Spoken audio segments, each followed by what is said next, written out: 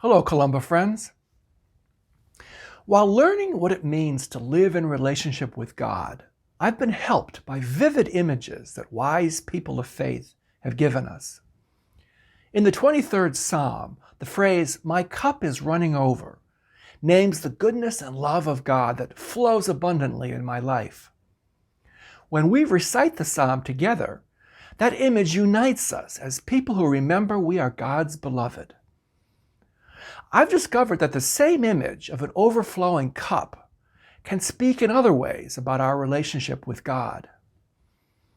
Recently, our Lenten study group discussed Martin Smith's book, A Season for the Spirit, which features some eloquent words from the German spiritual writer Ida Gorez.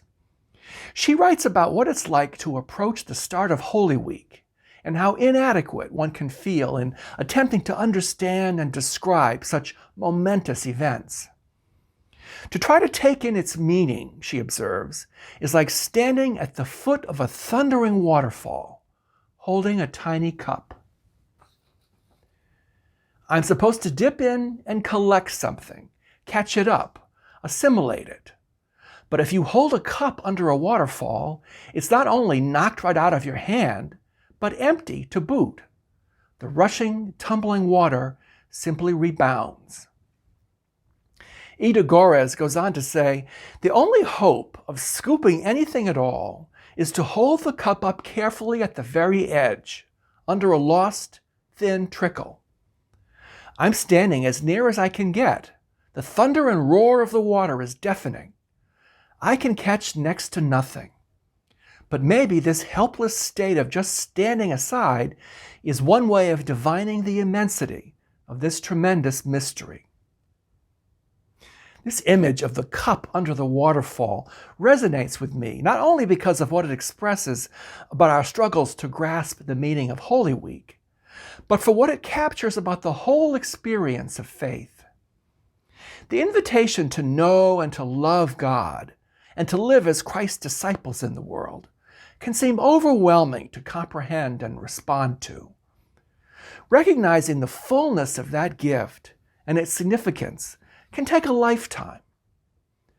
Over the years, I've found that trying to have one comprehensive understanding of the meaning of God in my life is as futile as attempting to capture a cup of water from a thundering waterfall. God is vast, powerful, and mysterious, and can't be summed up in a single, tidy sentence or experience. So instead of standing around with an empty cup in my hand, I found it's more rewarding to step back from the center of the water's roar and move to the edge, where it's easier to fill my cup. For me, faith is sustained through small, short glimpses of the holy that can reveal God in ways that are authentic and enduring, even if they come in a trickle rather than a gush. My faith cup might get filled in a moment of prayer or singing a hymn that changes my outlook in an unexpected way, or connecting with someone who has overcome an obstacle, or discovering a common bond with a person from whom I felt separated by difference, or being humbled or stirred to reach out when another experiences isolation or brokenness, or simply being reminded of the resilience of creation when the sound of a woodpecker can be heard during a lull in the noise of city traffic.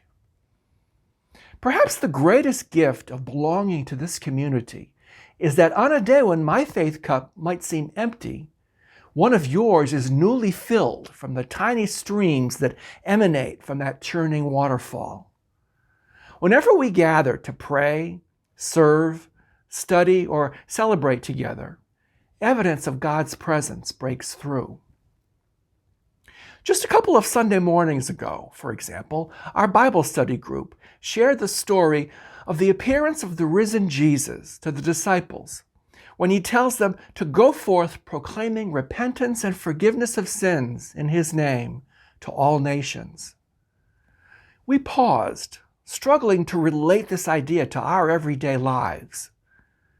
And then one in our group shared a story about an answered prayer an Easter gathering of family members whose bonds had been strained by differences, but who discovered a reconciling spirit that seemed to soften their hearts and open them to see their relationships in a new way. On hearing this report, we beamed with recognition and thanksgiving for the reminder of how Jesus' hope for the world is realized every day in small and big ways, and that God's presence can and does have transformative power. The story helped to sate my thirst for God that morning, even though it was another among us who had patiently followed Ida Gora's insight about the thundering waterfall of faith.